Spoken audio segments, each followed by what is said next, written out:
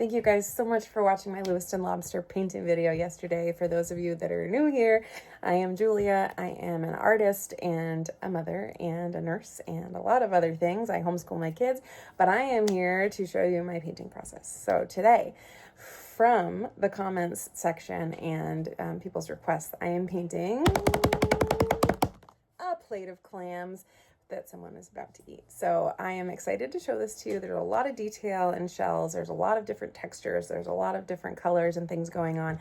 And I'm excited to show you how I made that happen. So I have a round 0 brush. It's very little. And then I have a flat brush that is just a generic bulk pack, probably like level 1, like Artist Loft Michael's selection. It's nothing special, but it gets a lot of color on the page. So that's what I'm using for brushes. I am using just a cup of water, and I am using paints from Winsor & Newton. They're designer gouache paints, but they will last forever and ever and ever, and you only need a little bit. I put a little bit in that first video, and I've used it now for 3 paintings, and they're still going strong. Gouache paint is very unique. It's somewhere between acrylic and watercolor, and you can activate it with water over and over again until you fix it with a fixative and make it a permanent picture. So it's pretty cool that way. I like how forgiving it is. Let's get started. Out of frame is a picture of a plate of clams that I am going to be using as a reference photo. And I'm not showing you that because I don't want you to expect mine to look just like that. Everyone paints differently. Everyone sees things differently. So first, I am just making the outline of the plate. I am making it the way that I see it, not the way I think it should look. I'm also now doing the outline of the clams that are sitting on that plate. I'm using a little bit darker coloring, but I'm not being super bold. I'm using little brush strokes, and I'm just going around the entire edge of the plate just to give myself an idea of where everything's going to land and how I'm going to be using my space. I find that if I try to do tiny sections, fully complete them with detail, I get lost in the painting and the proportions just do not end up right. So now I'm adding a little more shading around them, just kind of saying, yeah, no, I agree with my first thought. This is where I want things to land, and I want them to be more pronounced so that I can kind of visualize in my mind where those clams are going to end up. So again, just adding a little more color around, really giving myself over to my first idea of this painting and no backseat at this point. So I'm adding some lines to some of the clamshells, and I know you don't have that photo, so it's hard to imagine, but you can kind of start seeing this come to life. You can kind of picture what shape some of these clamshells might be and how many are on the plate as I'm adding some of these lines. So I'm starting with a reddish brown color. I basically made an orange and then added a tiny bit of blue. And now I'm going in with a little bit of light yellow. I added a little red to make it more of a peach color. And then I decided I wanted it deeper. So you can see that I made it more of like a burnt yellow.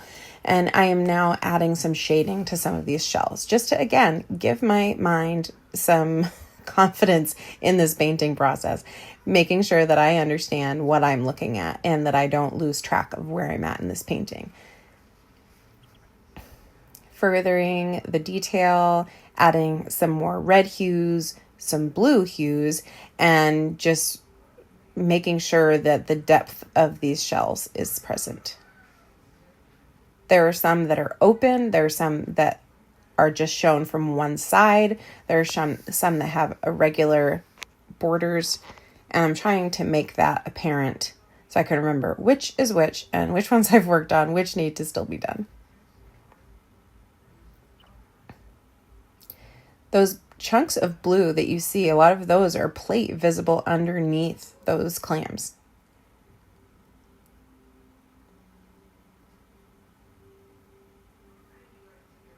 I'm now using kind of a maroon color that I've made, and I am adding just more shape, more edges. I am continuing to change the dimensions of some of these shells as I find that they don't fit correctly or I got something a little off. And just like I said earlier, this gouache paint is so forgiving. It's so easy to shift your idea to something else and not have the whole painting feel ruined. I'm now giving some more towards the center, a little more life, and then going back to those favorite shells that I have that need a little more attention.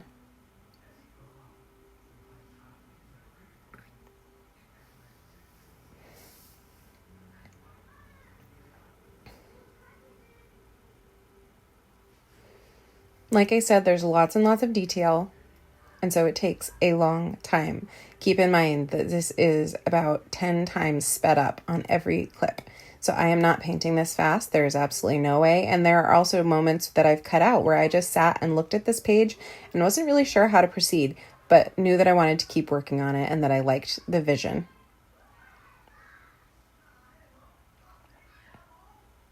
I'm not sure if you've noticed, but there are reds, greens, yellows, browns, all kinds of different colors that maybe when you normally look at a shell, you're not seeing. But in my mind's eye, I am seeing those shades, and I'm feeling that those would be the best colors to use to give this dimension and to differentiate one shell from another. It's okay to be bold. It's okay to think outside the box. It's okay to paint exactly what you believe you are seeing and not what you feel a conventional clamshell would look like.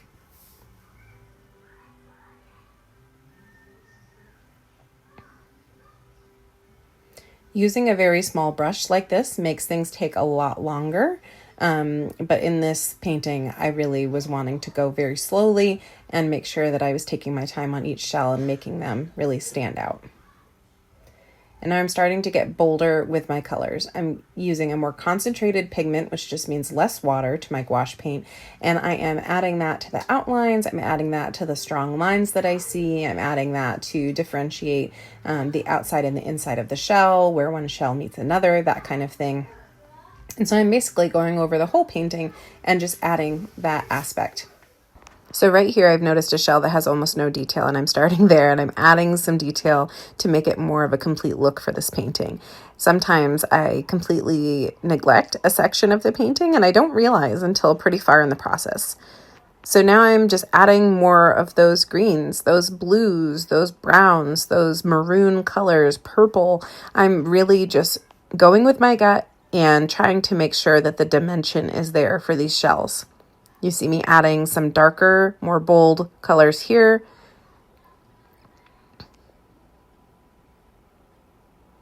Trying to make sure that each shell is visible and that you can tell with your eye what is happening here in this picture.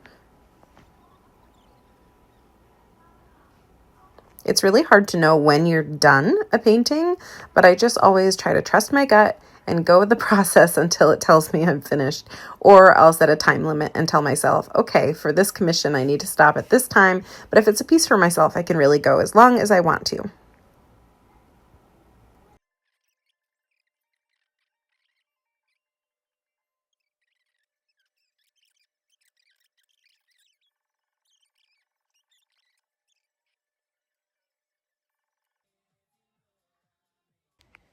Now that I'm done that painting, I would love to hear any suggestions you have for other things you'd like to see painted, whether they are main themed or not. And I look forward to building this channel with you all. Every like, every comment, every subscribe helps me a lot. So I really appreciate it. Bye.